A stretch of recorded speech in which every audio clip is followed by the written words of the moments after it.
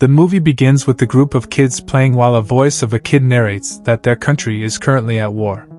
The kid named Aga sells a broken TV which he calls imaginary TV to a man, but he declines. Fortunately, he's able to sell it to a soldier. Aga and his family are living in the buffer zone where it is safe from the war at the moment. At home, we see Aga's family living peacefully. His mother takes care of him and his siblings, while his father, who was a teacher before the war, became the sector chief and helps the refugees that come to the buffer zone. One day, Aga, with his brother and friends, block the road with a branch and ask drivers for money, when a crazy old woman appears, scolds them, and calls them thieves. Back at home, Aga's family is happily eating when his father notices his TV. It turns out that Aga purposely breaks the TV to sell it. Aga quickly runs and hides from his father.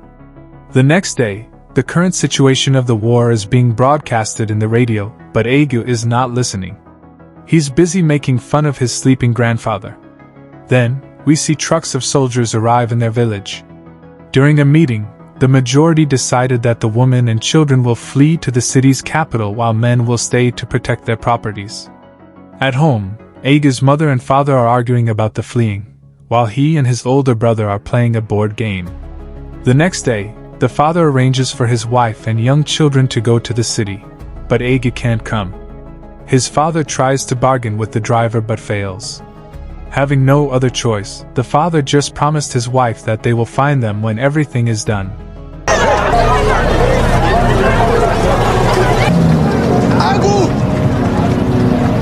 In the end, Aga, his father, brother, and grandfather are left in the village. Afterward, we see Aga and his family evading bullets from a shootout happening.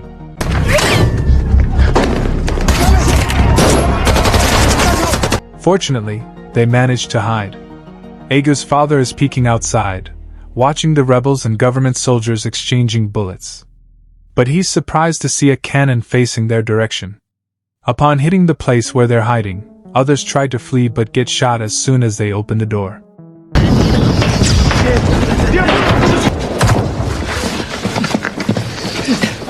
Aga and his family, along with the other men, surrender to the government soldiers. Outside, the forces round up the men and ask if they're affiliated with the rebels, which Aga's father quickly denies. Aga's father introduces himself as the sector chief and says they are just ordinary citizens protecting their properties. But the soldier calls on the crazy old woman and asks if she knows the men, to which she responds that she didn't. She also adds that they are probably rebels. Aga's father tries to reason and tell the soldiers that the woman is crazy, but the soldier sentences them that they are enemies' spies and executes them. Aga and his brother quickly run as per their father's order, while he's shot along with other men. Unfortunately, Aga's brother is also killed during their escape and Aga is the only survivor. He continues to escape through the bushes where he spent days of walking and running away. One day, he sees a kid and immediately follows him, but it's already gone. Afterward, we see Aga caught up in a shootout, and he's attacked by the kid he saw before.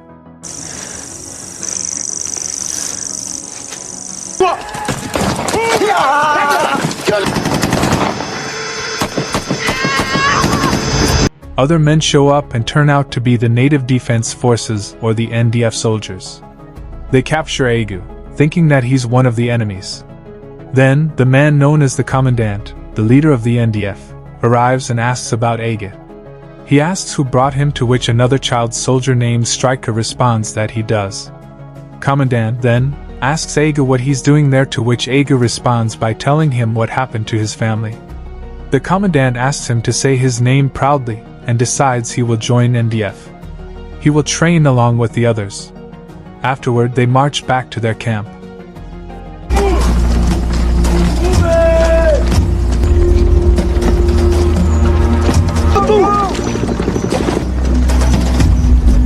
Move it!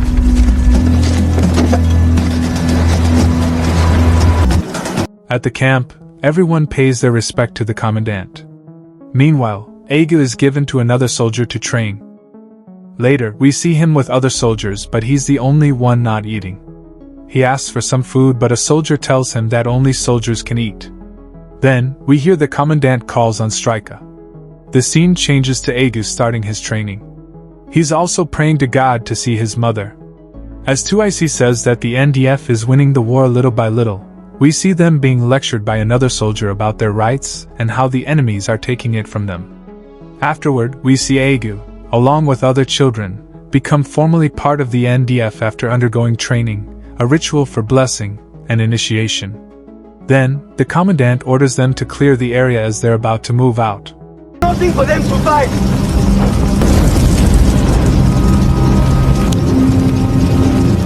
The next day, they go on an ambush mission on a bridge. Waiting for the right timing, they successfully ambush the enemies.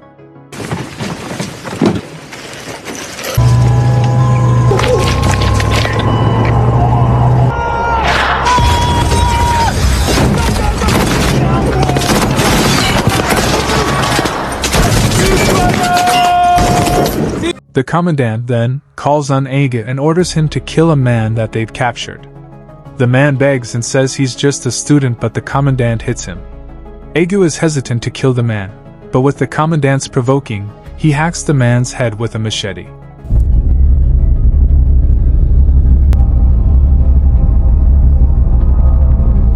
The commandant then orders Stryka to help Agu, and the two hack the man to death. Afterward, the commandant orders 2IC to give Agu a gun. Upon receiving it, Agu falls on his knees and throws up. He talks to God about what he did. Agu tries to talk to him, but he's not talking. Stryka is only responding using body language. I have a family. I'm stupid. The scene changes to the commandant talking to his men about the food and women in the place that they will go when a soldier brings refugees. He tells the others that the enemies already captured the town of the refugees. The next day, we see 2IC's unit leading and taking back a bridge. He asks for backup from the commandant, but he only emphasizes the importance of 2IC's mission. Be ready, sir! Fire! Our bridge, we are taking it! Yes, sir! He then calls on Aga and lets him watch the battle using a gun scope. Afterward, they charge into the field, fighting.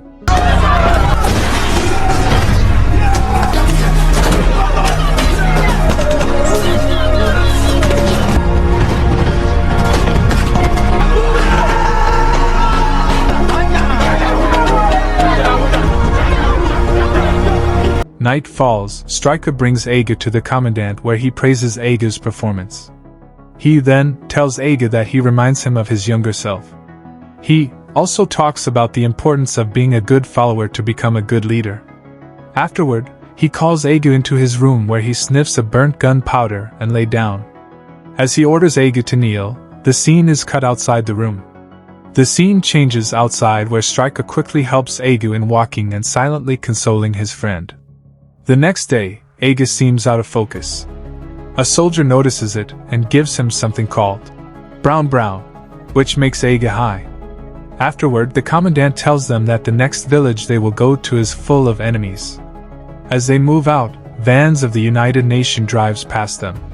Then, we see Aga and other soldiers arrive at the village and shoot everyone on sight. Us. Nobody!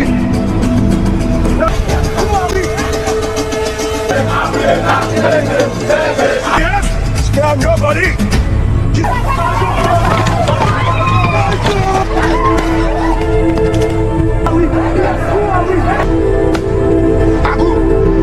Later, they enter a building and find a woman and child hiding. Aga quickly hugs the woman, thinking that it's his mother, but it isn't. Meanwhile, Stryka drags the child outside. Realizing that the woman is not his mother, he quickly lets go and calls her a witch. Outside, he sees Stryka and others beating the kid. Asking if God is watching him, Aga shoots the woman in the head who's being raped by other soldiers. The scene changes to the commandant watching his men putting grenades on enemies' mouths when he receives a letter from the Supreme Commander Dada Goodblood. The Supreme Commander is calling for them. As they are about to leave, the grenades explode. He then tells a soldier to leave one civilian alive to warn other villages that they are coming. He also tells them that Aga and Stryka will be part of the squad from there on. Then they move out. Who's your commander? I am. Go this way!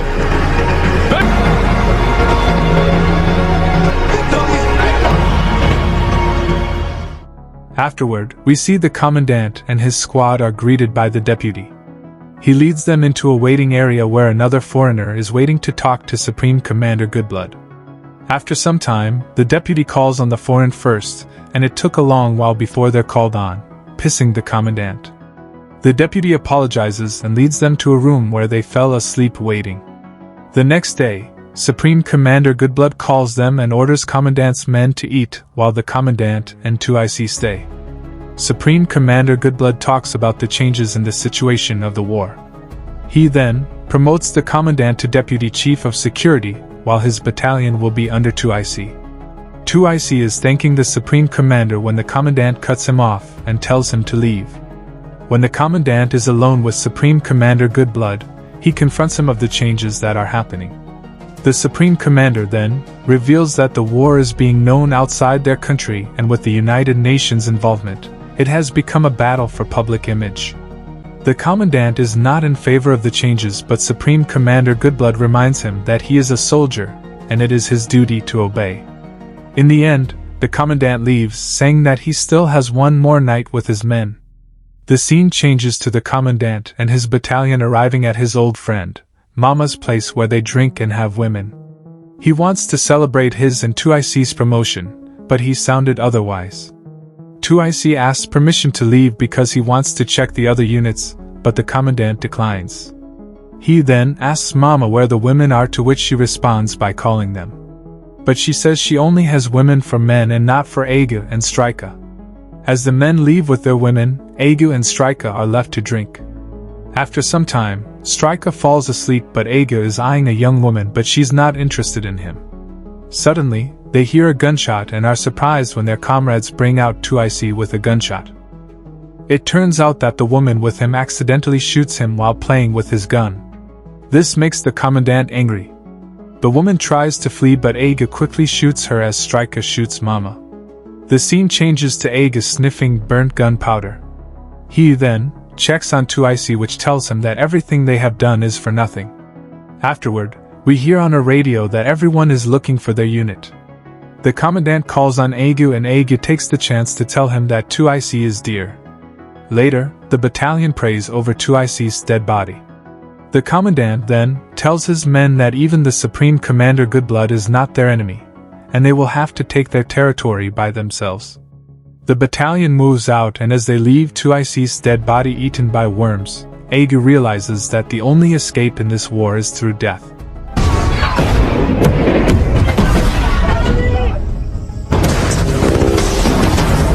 At night, while resting, they are awakened by missile attacks, killing their comrades. When morning comes, they continue moving, but Strika didn't want to go.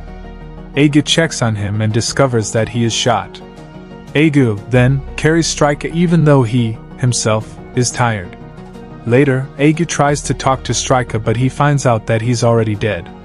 Although grieving for the death of his friend, Egu has no other choice but to continue moving. Then, the scene changes to Egu being ordered by a soldier to get ammo. Realizing that they don't have any ammo left, he goes to the Commandant and notifies him.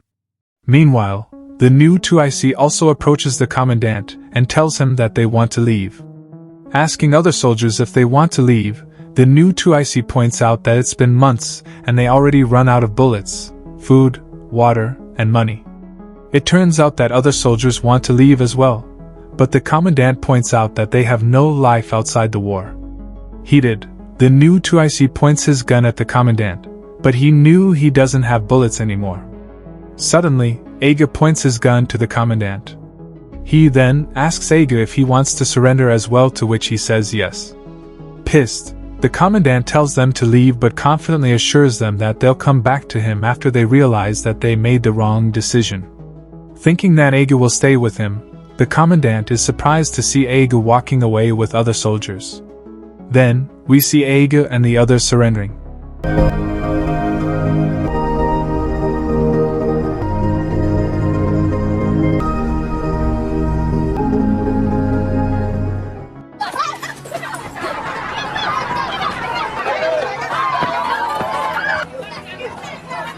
Egu, along with other young soldiers, are sent to a missionary school where they are being counseled.